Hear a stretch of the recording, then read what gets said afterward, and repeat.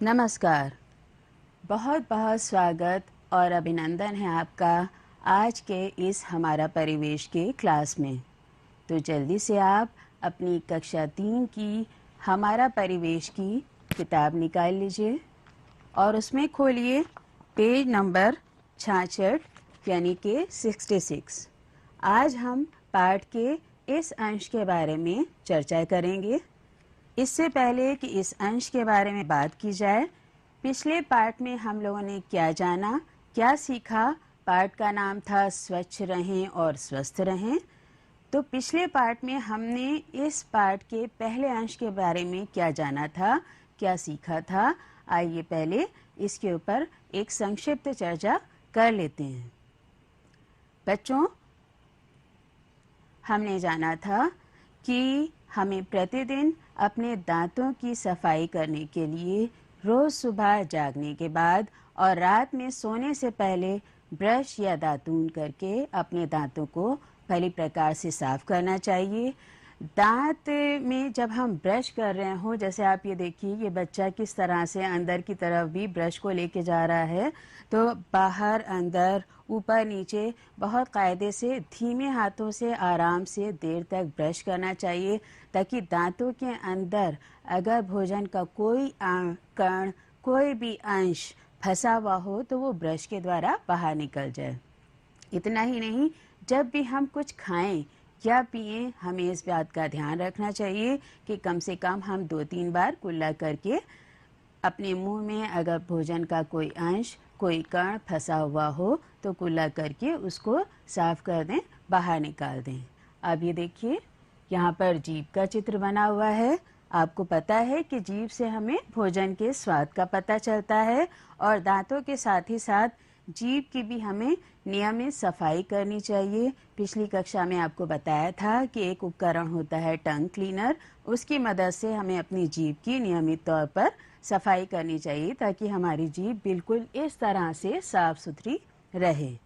अब बात करें अगर आँखों की, तो आँख जो हमारे शरीर का एक बहुत महत्वपूर्ण अंग है, इसको साफ करने के लिए हमें चाहिए कि रोज़ सुबह ठंडे पानी से हम अपनी आँखों को साफ करें और आँखों को कभी भी मलें या रगड़ें नहीं, और बिना डॉक्टर और चिकित्सक की सलाह या परामर्श के आँख में कोई भी दवा इस्तेमाल ना करें। अब कुछ बातें और ज़रूरी हैं जो कि आपको जाननी चाहिए, जैसे नहाते समय हमें साफ पानी से अपने कानों को धो लेना चाहिए और उसके बाद सूखे तौलिए से उन्हें पोंछ लेना चाहिए। सप्ताह में एक बार हम इस तरह से, देखिए ये एक ईयरबड है, इसकी मदद से कान के अंदर जो भी गंदगी हो उसे हमें साफ कर लेना चाहिए। नाक में उंगली न डालें, साफ पानी से प्रतिदिन इसकी सफाई करें। जैसे कि ये कर रहे हैं, ये गलत बात है, इस तरह से नहीं करना चाहिए। हमेशा साफ पानी से नाक को रोज साफ करना चाहिए। और अगर आप किसी ऐसी जगह पर हैं जहाँ पर आपको लग रहा है कि आपको नाक में कुछ फंसा हुआ है, तो आप टिश्यू पेपर या रुमाल से भी उसको साफ कर सकते हैं। अब देखिए, हमें भोजन करने से पहले और बाद में अपने हाथ साफ पानी और साबुन से धोकर साफ करने चाहिए। सप्ताह में एक बार ज़रूर हमें अपने नाखून नेल कटर की मदद से काटने चाहिए। पिछले क्लास में भी आपको बताया था कि नेल कटर की मदद से अगर हम नाखून काटेंगे तो हमारे जो त्वचा है नाखून के आसपास की, वो कटेगी नहीं और बहुत आराम से, बहुत सफाई से हमारा नाखून भी कट जाएगा। नाखून बढ़े नहीं होने चाहिए। अगर बढ़े हुए नाखून हैं और उनमें कोई गंदगी है और अगर हमने बहुत सफाई से अपने हाथ नहीं धोए हैं, तो कोई भी अगर गंदगी है तो हम भोजन जब करेंगे तो वो गंदगी भोजन के साथ हमारे पेट में जा सकती है और हम बीमार भी हो सकते हैं। अब यहाँ पर देखिए, ये एक छोटा सा प्यारा सा बच्चा कितने खुशी खुशी नहा रहा है। इसी तरह हमें भी रोज़ स्नान करना चाहिए, रोज़ हमें नहाना चाहिए और नहाते समय अपने शरीर के सभी अंगों पर साबुन लगा के कायदे से उन्हें मल कर साफ पानी से धोकर साफ सुथरा कर लेना चाहिए। उसी दौरान एक चीज़ ये भी ध्यान रखिएगा कि कम से कम सप्ताह में 2 बार हमें बाल भी अवश्य धोने चाहिए। और बाल कभी भी बिखरे हुए और उलझे हुए अच्छे नहीं लगते हैं। अगर हम चाहते हैं कि हम देखने में अच्छे लगें तो हमें बालों को सुलझा के रखना चाहिए। बाल अगर व्यवस्थित होते हैं तो देखने में भी अच्छे लगते हैं। तो बच्चों, ये तो हुई व्यक्तिगत सफाई और स्वच्छता के बारे में बातें।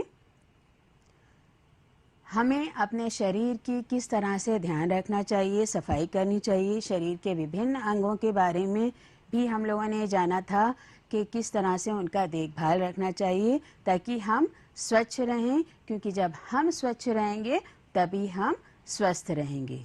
अब व्यक्तिगत स्वच्छता के साथ बहुत ज़रूरी है कि जहाँ हम रहते हैं वो जगह और आसपास का इलाका यानी हमारा परिवेश भी साफ सुथरा और स्वच्छ रहे, वरना उससे भी बीमारी के कीटाणु पनपते हैं और हम बीमार हो सकते हैं। अपने घर व आसपास की प्रतिदिन सफाई करनी चाहिए। अपने घर के आसपास कूड़ा कचरा इकट्ठा नहीं होने देना चाहिए। यदि कहीं पर कूड़े का ढेर इकट्ठा रहता है तो उससे दुर्गंध आती है। कूड़े पर पड़ी मक्खियाँ जो बैठती हैं, और अगर यही मक्खियाँ खुले रखे हुए भोज्य पदार्थ पर बैठती हैं जिन्हें हम बिना धुले खा लेते हैं, तो इससे बीमार होने का खतरा बढ़ जाता है। कहने का मकसद बच्चों ये है कि कूड़ा कभी भी खुले में नहीं डालना चाहिए, चाहे घर हो और चाहे बाहर हो। अक्सर लोग क्या करते हैं, अपने घर में झाड़ू सफाई की और कूड़ा ले जाकर बाहर खुले में डाल दिया, या घर में भी झाड़ू की तो कूड़ा डस्टबिन में डालने के बजाय, कूड़ेदान में डालने के बजाय कहीं एक ढेर इकट्ठा कर दिया। वो एक गलत बात है। कूड़ा कभी भी खुले में पड़ा नहीं रहना चाहिए, हमेशा कूड़ा कूड़ेदान में डालना चाहिए, और कूड़ेदान भी ढक्कनदार होना चाहिए। जैसा कि आप इस चित्र में देख रहे हैं, यहाँ पर देखिए कितना कूड़ा कचरा गंदगी फैली हुई है सड़क पर, और उसी में गाड़ी भी आ रही है। ये चीज़ सही नहीं है। इतना ज़्यादा कूड़ा, अब इसमें गंदगी में तमाम तरह के बीमारी के कीटाणु पनप गए होंगे। यहाँ पे मक्खियाँ बैठती हैं। यही मक्खियाँ जब खुले रखे भोज्य पदार्थों पर बैठती हैं जिन्हें हम अगर बिना धुले खा लेते हैं तो हमारे बीमार होने का खतरा बहुत बढ़ जाता है। तो बहुत ज़रूरी है कि चाहे हमारा घर हो या आस पड़ोस हो, कूड़ा हमेशा कूड़ेदान में ही डालना चाहिए, और कूड़ेदान जो है वो ढक्कनदार होना चाहिए। अब यहाँ आप देखिए, चित्र एक दिख रहा है आपको। ये कूड़ेदान दो बने हुए हैं। आपने अक्सर देखा होगा सड़कों के किनारे इस तरह से सफाई विभाग द्वारा या नगर निगम द्वारा कूड़ेदान रखे होते हैं। एक हरा होता है और दूसरा नीला होता है। अगर कभी आपने देखा हो और इसको पढ़ने की कोशिश की हो तो देखिए यहाँ पे क्या लिखा हुआ है। नीले पर सूखा कचरा लिखा है और हरे पर गीला कचरा लिखा है। अब आप ये सोच रहे होंगे कि गीला कचरा क्या होता है, क्या पानी डालने से कचरा गीला हो जाता है? नहीं बच्चों, ऐसी बात नहीं है। गीला कचरा, आप ध्यान से सुनिएगा, गीले कचरे में वो सब चीज़ें होती हैं जैसे फल और सब्जियों के छिलके या उसके बचे हुए अंश।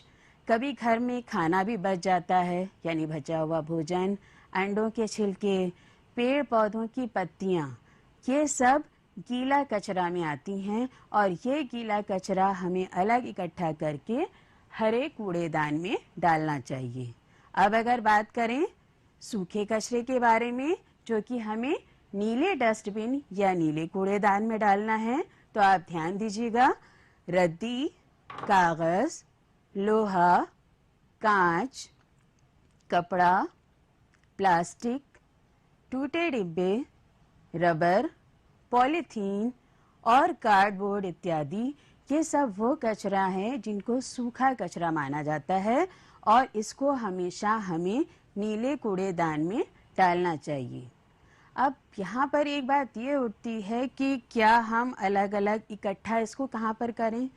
तो कोशिश करिए अपने घर में अपने मम्मी पापा को बताइए, अपने दोस्तों और आस पड़ोस के लोगों को भी बताइए कि घर में हमेशा 2 कूड़ेदान होने चाहिए। एक कूड़ेदान जिसमें आप सूखा कचरा इकट्ठा करें, और दूसरा कूड़ेदान जिसमें आप गीला कचरा इकट्ठा करें। याद रखिएगा ये बात आप अपने दोस्तों को, अपने घर के बड़ों को भी बताइएगा कि गीला कचरा होता है फल और सब्जियों के छिलके या उनके बचे हुए अंश, बचा हुआ भोजन, इसके अलावा अंडे के छिलके, पेड़ पौधों की पत्तियां, ये सब गीला कचरा में आता है और इसको घर में भी अलग रखें और बाहर जाकर इसको हरे कूड़ेदान में डालें, कहीं भी बाहर इधर उधर फेंके नहीं। और सूखा कचरा अलग डस्टबिन में रखें, उसमें कागज़ है, कार्डबोर्ड है, लोहा, प्लास्टिक, कांच, कपड़ा, टूटे हुए डिब्बे, बोतलें, ये सब चीज़ें आती हैं जिनको आपको एक अलग डस्टबिन में रखना है, क्योंकि ये बच्चों सूखा कचरा होता है। और ये सूखा कचरा आप जब ले जाएंगे तो आप इस नीले वाले डस्टबिन या कूड़ेदान में डालेंगे। गीले कचरे से खाद भी बन सकती है, इसलिए बहुत ज़रूरी है अगर आपके यहाँ कुछ इस तरह की व्यवस्था है तो आप ये गीला कचरा खाद के रूप में प्रयोग करने के लिए भी अपने माता पिता को प्रोत्साहित कर सकते हैं। कचरे के साथ साथ एक और बहुत बड़ी समस्या हम लोगों के यहाँ होती है, वो होती है पानी के भराव की, जल भराव की समस्या। हमें अपने घर में और आसपास पानी इकट्ठा नहीं होने देना चाहिए। यदि कहीं पर पानी का जमाव रहता है तो वहाँ पानी में मच्छर पैदा हो जाते हैं, इनके काटने से बीमारियाँ फैलती हैं और इन बीमारियों से हमारी जान भी जा सकती है। अक्सर आपने देखा होगा कि बारिश के दौरान सड़कों पर और गलियों में पानी जमा हो जाता है, कभी कभी घरों में भी पानी जमा हो जाता है अगर घर से पानी बाहर निकास करने की नालियों की सही व्यवस्था नहीं होती है। बारिश के अलावा भी अक्सर आपने देखा होगा कि सड़कों पर गड्ढे हैं और उसमें पानी जमा हो गया।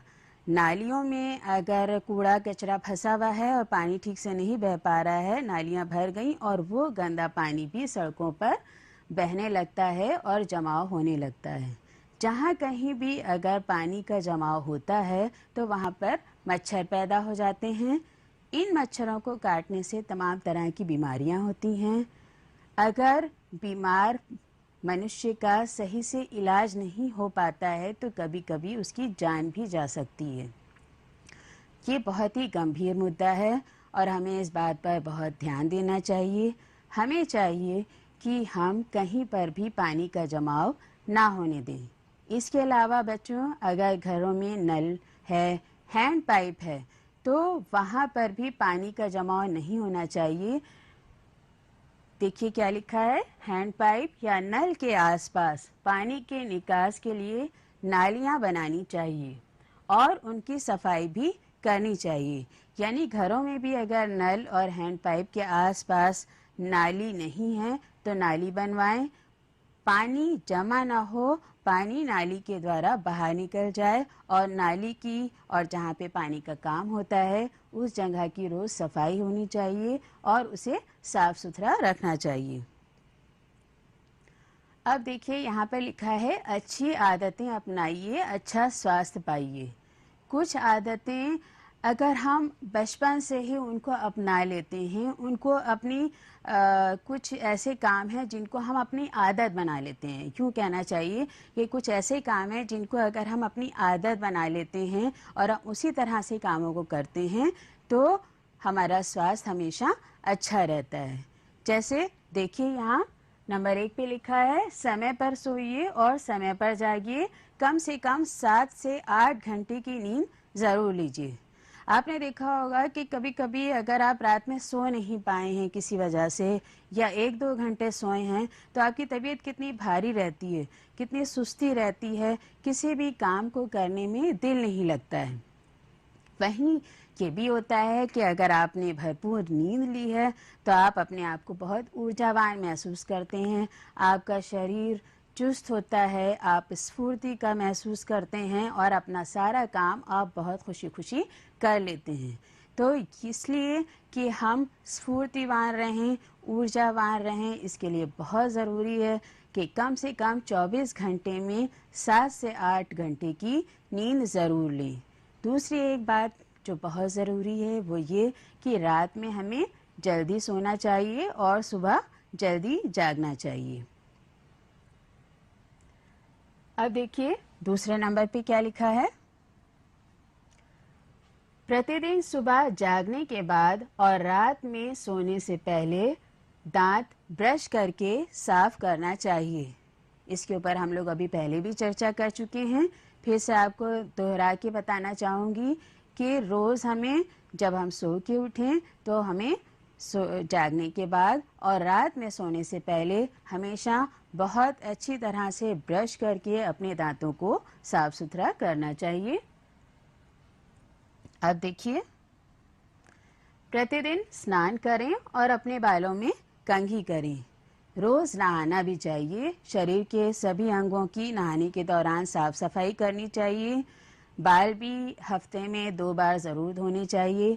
बाल उलझे नहीं रहने चाहिए और बहुत कायदे से कंघी करके अपने बालों को व्यवस्थित हमें रखना चाहिए, जिससे हमारा लुक भी अच्छा आता है। अब देखिए नंबर 4 पे क्या लिखा है। शौच के लिए शौचालय का ही प्रयोग करें। आज इस दौर में भी अक्सर ये पाया जाता है कि कुछ लोग शौच के लिए शौचालय में नहीं जाते हैं। ये भी बच्चों एक बहुत गंभीर मुद्दा है। मैं इस पे आपसे एक संक्षिप्त चर्चा करना चाहूँगी। अगर कोई खुले में शौच जा रहा है, वो खुले में शौच करके वापस वो तो नहीं कर लिया, लेकिन वो सब चीज़ जो वहाँ पर पड़ी हुई है, गंदगी, उस पर धूल मिट्टी और कीटाणु बैठते हैं, उसके ऊपर मक्खियाँ भी अक्सर बैठ जाती हैं और ये मक्खियाँ अक्सर फिर खुले रखे भोज्य पदार्थों पे भी आ जाती हैं। कभी भी गलती से अगर कोई उन भोज्य पदार्थों को बिना धोए खा लेगा तो ये गंदगी उस इंसान के पेट में भी जा सकती है। इसके अलावा एक दूसरी चीज़ ये है कि वो धूल मिट्टी के कण जो उस खुले हुए शौच पे पड़े हैं, हवा के द्वारा ये धूल मिट्टी के कण भी खुले रखे भोज्य पदार्थों पर जा सकते हैं। तो ये एक तरह की बहुत गंदी स्थिति है। इसके अलावा भी अगर खुले में शौच पड़ा है तो उससे कितनी दुर्गंध और बदबू आती है।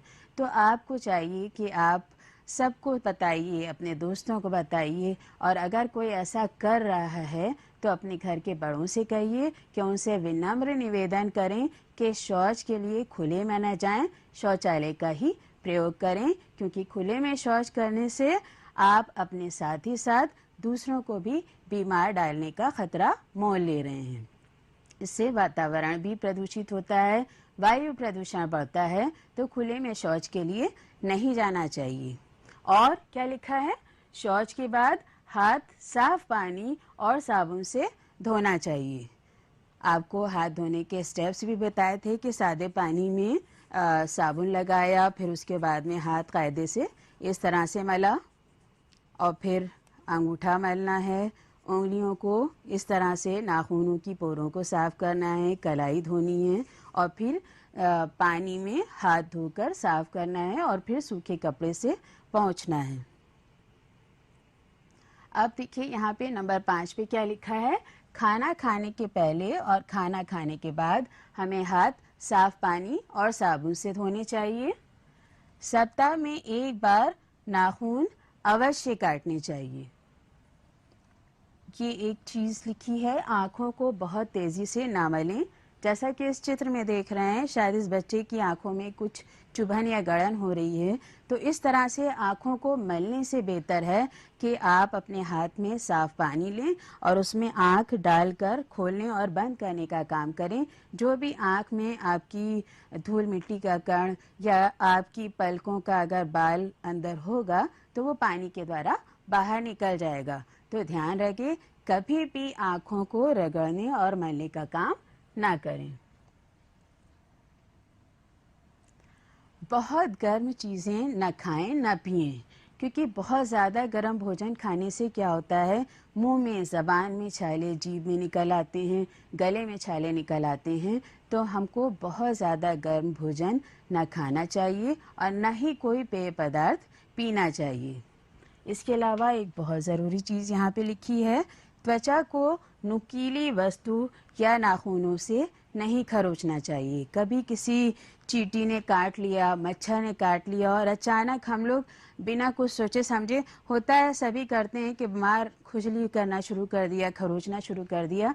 ये एक बहुत ख़तरनाक स्थिति है। इस तरह की हालत हमको नहीं करना चाहिए। कुछ लोग तो जब खुजाते हैं तो वो उस खुजली या खरोचने के साथ खाल तक छिल जाती है। तो हमें इस तरह का काम नहीं करना चाहिए। और ये जो बच्ची पेंसिल से अपना कान खुजा रही है, ये भी काम नहीं करना चाहिए। आपको मैंने पिछली क्लास में भी बताया था कि कान हमेशा हमें साफ पानी से धोकर साफ करना चाहिए, सूखे तौलिए से पोंछना चाहिए। और ईयरबड की मदद से, जो एक ये देखिए, ये ईयरबड है, इसकी मदद से हमें कान साफ करना चाहिए। ये एक प्लास्टिक की डंडी होती है जिसमें ऊपर और नीचे रुई बहुत कायदे से लगी होती है।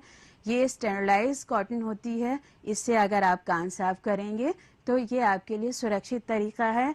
और इस तरह की किसी भी नुकीली चीज़ से अगर आप कान साफ कर रहे हैं तो ये बहुत घातक है। आपके कान के पर्दे भी इससे डैमेज हो सकते हैं, नष्ट हो सकते हैं। तो आपको इस तरह का काम नहीं करना चाहिए। तो बच्चों, आज हमने जाना कि हमें अपने घर और आसपास की सफाई कैसे करनी चाहिए। फिर से एक बार देखते हैं। आप चित्र में देखिए कि बच्चे किस तरह से पार्क की सफाई कर रहे हैं, यहाँ पर भी सफाई कर रहे हैं। तो हमें अपने घर और आसपास बहुत अच्छी प्रकार से सफाई करनी चाहिए। कूड़ा कचरा और पानी इकट्ठा नहीं होने देना चाहिए। अगर ये सब इकट्ठा होगा तो इससे बीमारी के कीटाणु फैलेंगे और बीमारियां फैलेंगी। फिर से याद दिलाना चाहूँगी कि ये बात आप कभी ना भूलें। क्या ना भूलें? कूड़ा कचरा सड़क पर ना फेंकें। इसके लिए कूड़ेदान का प्रयोग करें और कूड़ेदान ढक्कनदार होना चाहिए। जैसा कि आप इस चित्र में देख रहे हैं कि कूड़ेदान हमेशा ढक्कनदार होना चाहिए। घर में भी और बाहर भी इस चीज़ का आप ध्यान रखें। आपको याद होगा कि अभी हम लोगों ने बात की थी कि घर में 2 कूड़ेदान होना चाहिए, एक गीला कचरा रखने के लिए और एक सूखा कचरा रखने के लिए। आप अपने दोस्तों को, अपने परिवार के सदस्यों को, आस पड़ोस के लोगों को भी ये बात बताइएगा कि गीला कचरा उन्हें अलग कूड़ेदान में रखना है, उस पर ढक्कन ज़रूर होना चाहिए। सूखा कचरा उन्हें अलग कूड़ेदान में रखना है और वो भी ढक्कनदार होना चाहिए। गीला कचरा मैं एक बार फिर से बताना चाहूँगी कि फल और सब्जियों के छिलके या उसका बचा हुआ अंश, इसके अलावा भोजन अगर बचा हुआ है उसका अंश, अंडे के छिलके, पेड़ पौधों की पत्तियाँ, ये सब गीला कचरा में आता है। इससे खाद बनाने का काम भी हो सकता है। तो ये गीला कचरा अपने घर में अलग डस्टबिन में रखें और बाहर जब आप सड़क पर इसे फेंकने जाएं तो कभी भी खुले में कूड़ा कचरा न फेंकें। कूड़ा हमेशा कूड़ेदान में डालें। और आपको याद होगा, अभी मैंने आपको बताया था कि गीला कचरा आपको हरे कूड़ेदान में डालना है। दूसरा डस्टबिन जो आपके घर में होगा सूखा कचरा रखने का, उसमें कोई भी कागज़, कार्डबोर्ड, शीशा, कांच, कपड़ा, टूटे हुए प्लास्टिक के डिब्बे, शीशियाँ, ये सब चीज़ें आप सूखे कचरे वाले डस्टबिन में डाल सकते हैं। और बाहर आपको जाकर ये चीज़ कहाँ डालनी है? बिल्कुल सही, बाहर जाकर नीले डस्टबिन में ये चीज़ डालनी है। अब देखिए यहाँ पे क्या लिखा है, पॉलीथीन के स्थान पर जूट और कपड़े के थैलों का प्रयोग करें। इसके लिए सरकार की तरफ से कितनी तरह की मुहिम चलाई जा रही हैं कि हमें प्लास्टिक या पॉलीथीन के थैलों का इस्तेमाल नहीं करना चाहिए। अक्सर लोग पॉलीथीन में भी कचरा भर के बाहर सड़क पर खुले में डाल देते हैं, जो कि बहुत गलत आदत है। इससे एक तो वातावरण भी प्रदूषित होता है, कचरा खुले में पड़ा रहता है। जानवर अगर ये पॉलीथीन खा लेते हैं, कोई भी पशु जो भूखे होते हैं वो भोजन की तलाश में अगर इस पॉलीथीन को फाड़ते हैं और उसमें पड़ा हुआ कुछ भोजन होता है उसको खाते हैं, तो साथ ही साथ में वो पॉलीथीन को भी खा लेते हैं, क्योंकि उनको तो भाई पहचान नहीं है कि पॉलीथीन क्या है और भोजन उन्हें खाना है या पॉलीथीन नहीं खानी है। तो वो अनजाने में वो प्लास्टिक भी खा लेते हैं जो उनके स्वास्थ्य के लिए हानिकारक होती है। तो हमें पॉलीथीन का इस्तेमाल नहीं करना है, उसकी जगह पर कपड़े या जूट के थैलों का ही इस्तेमाल करना चाहिए। स्वच्छ रहने की अच्छी आदतें एक बार फिर से दोहरा लेते हैं कि 7 से 8 घंटे की नींद लेनी चाहिए। प्रतिदिन सुबह जागने के बाद और रात में सोने से पहले ब्रश करके अपने दांतों को साफ करना चाहिए। प्रतिदिन स्नान करें और बालों को कंघा करके व्यवस्थित रखें। शौच के लिए हमेशा शौचालय का ही प्रयोग करें। शौच के बाद हाथ साफ पानी और साबुन से धोएं। खाना खाने से पहले और खाना खाने के बाद भी हाथ साफ पानी और साबुन से धोएं और सप्ताह में एक बार नाखून अवश्य काटें, वो भी नेल कटर से। क्या ना करें इसको भी देख लेते हैं कि हमें आँखों को तेजी से मलना नहीं चाहिए, त्वचा को नुकीली वस्तुओं से नहीं खुरचना चाहिए, नाक में उंगली, कान में तिनका कभी नहीं करना चाहिए।